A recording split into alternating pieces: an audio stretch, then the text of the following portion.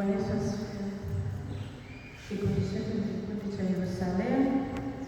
Swali linasema kazi halali huleta baraka. Pointi ya kwanza kabisa ni tukiwa na kazi halali tunakuwa na baraka kufikia malengo na mafanikio. Hata tunapofanya kazi kama kazi zetu ni halali, atatubariki kwenye malengo yetu na mafanikio yetu. Pointi ya pili ni kujenga nidhamu na uvumilivu. Unapokuwa na kazi halali na malengo yako, unakuwa na uvumilivu na ile kazi na ukiamini Mungu anatia mkono kwenye kazi yako ambayo ni. Pointi ya tatu ni heshima na uaminifu. Ukiwa na kazi halali, hata watu wengine wanakuona kwenye kazi yako wanakuheshimu, lakini pia inaleta uaminifu hata kwa wateja na kwa watu wengine ambao wanaiona kazi yako.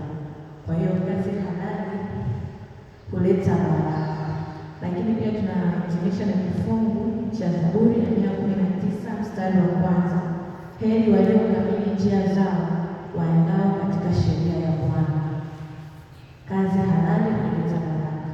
Ni kikundi cha Sayuni na swali linasema kazi halali kuleta baraka ya dini. Sisi tunakubali kwanza kwamba kazi halali zinaleta baraka, aidha kwa mtu mwenyewe anaifanya, lakini pia kwa watu waliomzunguka, kwa familia na jamii iliyomzunguka kwa ujumla. Pointi ya kwanza tunasema kazi halali hutajirisha, kwa sababu neno la Mungu linasema katika kitabu cha Mithali kwamba ukifanya kazi kwa mkono wa bidii utatajirika. Sasa huwezi kufanya kazi kwa bidii alafu kazi isiyo halali ukaiba kwa bidii ili kutajirika. Kwa hiyo kazi halali inamtajirisha mtu mwenyewe husika. Pointi ya pili tumesema kazi halali kuwavuta watu kwa Yesu. Kama unafanya kazi halali, labda unauza duka, unafanya kazi mahali fulani, watu wakifika pale wakikuona wewe mwenyewe ulivyo mwenendo wako, unavyohudumia wateja, unavyozungumza, wanavutwa na wewe na wanavutwa kwa Yesu kupitia wewe. Lakini pia kazi yako inaweza kuleta ushuhuda mbele za watu. Mtu akabarikiwa kutoka unapopray wimbo wa maombi, akabarikiwa, akapata ushuhuda, akapona na vitu kama hivyo. Lakini pia hiyo pointi ya pili, unaweza kazi halali inaleta baraka kwa watu wengine, kwa sababu kupitia hiyo kazi ukishabarikiwa utawabariki na wengine, labda yatima, wajane, wagonjwa, utawabariki wengine. Kwa hiyo hivyo vyote viko kwenye hiyo pointi ya pili. Pointi ya tatu nasema kazi halali huondoa mikosi, laana, magomvi, magonjwa miongoni mwa watu. Tunafahamu kabisa kwamba kama unafanya kazi isiyo halali utalaaniwa, ukiiba utalaaniwa, ukipola cha mtu utalaaniwa, na hizo laana huenda zitakufuata wewe labda na kizazi chako.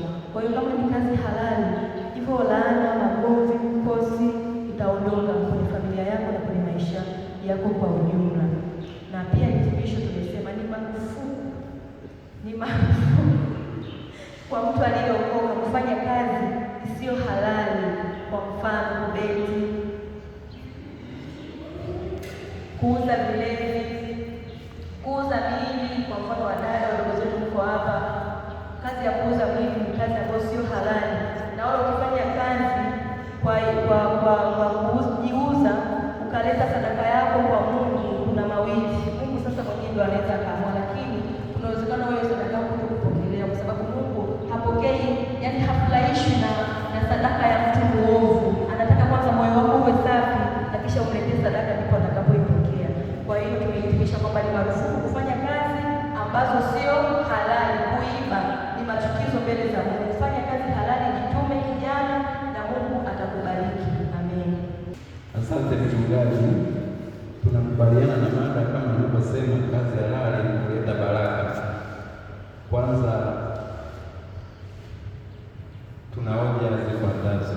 Kweli kazi halali kuleta baraka. Kwanza inaimarisha upendo na mahusiano baina yetu wanadamu pamoja na Mwenyezi Mungu. Hatutegemei kazi ambayo ni halali imkwaze Mwenyezi Mungu na ikwaze wanadamu. Kwa hiyo ukifanya kazi iliyo halali, kwanza utajenga ukaribu baina yako na Mwenyezi Mungu, lakini pia na wanadamu wanaokuzunguka. Hamna namna utawakwaza wanadamu, kwa sababu kazi unayoifanya ni halali na ina kibali mbele ya Mwenyezi Mungu.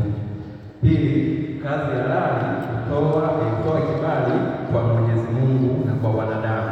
kila unachokifanya kimebarikiwa. Yoyote anayekuzunguka kwenye jamii, pembeni yako, kwenye familia, anabariki kile unachokifanya na Mungu amekibariki. Maana yake hakina makwazo mbele ya Mwenyezi Mungu. Kwa mfano, umeiba, yule uliyemwibia ametafuta kitu chake, amekitafuta kwa jasho, lakini wewe unakuja kukichukua kwa namna isiyo ya kawaida. Unatafuta utajiri kwa namna isiyo stahili, umewakwaza wanadamu, umemtoa mtu kafara, umekatisha maisha yake na uhai wake. Ni jambo ambalo halistahili na sio halali. Kwa hiyo usitegemee jambo hili liwe na baraka, kwa sababu tayari limebeba mauti, tayari lina damu ya mtu inayolalamika. Maana kila nafsi inatakiwa iondoke duniani kwa mapenzi ya Mwenyezi Mungu, lakini wewe ukatafuta kwa namna isiyostahili, haitakuwa na baraka kwa wanadamu na kwa Mwenyezi Mungu. Lakini kazi ya halali pia hudumisha uaminifu, huongeza fursa na kuimarisha sasa wanadamu kiuchumi, kisiasa na kijamii. Tunategemea tuweze kuonekana na kutoka kiuchumi, kisiasa na hatimaye kijamii na kuleta maendeleo ya jamii. Sawa, unaweza kufanya kazi sio halali, ukakuwa kiuchumi, ukakuwa kisiasa, ukakuwa kijamii, lakini kila mtu anakunyoshea kidole.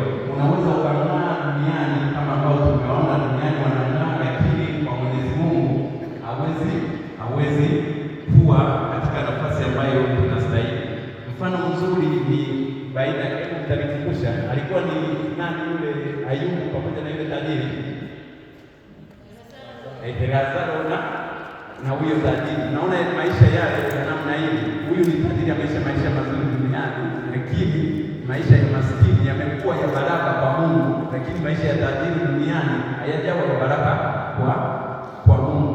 Kwa hiyo tunakubaliana kwamba kazi halali huleta baraka. Sasa tunahitimisha kwa kusema kwamba na Zaburi ya 92 mstari wa 12 kwamba unachokifanya kitakuwa cha baraka, maana utakuwa unafanya kitu cha mwenye yake, kitu ambacho ni cha haki.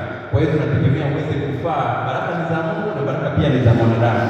Maandiko yanasema mwenye haki atastawi kama mtende, atakuwa kama mwelezi wa Lebanoni uliopandwa katika nyumba ya Bwana. Watastawi katika nyua za Mungu wetu, watazaa matunda hadi wakati wa uzee. Watajaa utomvu, watakuwa na ubichi. Watangaze ya kuwa Bwana ni mwenye adili, mwamba wangu, ndani yake hamna udhalimu. Yesu asifiwe.